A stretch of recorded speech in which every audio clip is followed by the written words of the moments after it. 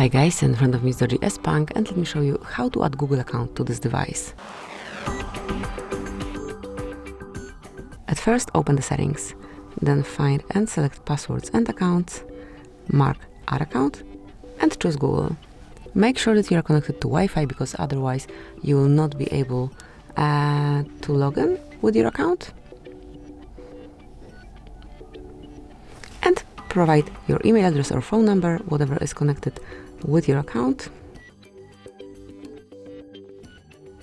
Now enter the password. Let me do it off the screen. And as only the password is entered, tap on next.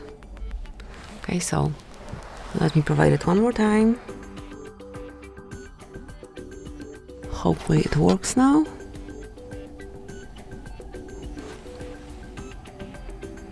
Okay, so then once the password is entered, decide if this device is yours or if it belongs to your kid.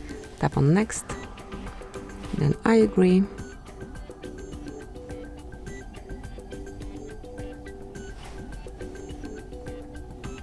And that's it. As you can see, the account is added. If you want to remove it, just mark it and select remove. Thank you for watching. Please subscribe our channel and leave the thumbs up.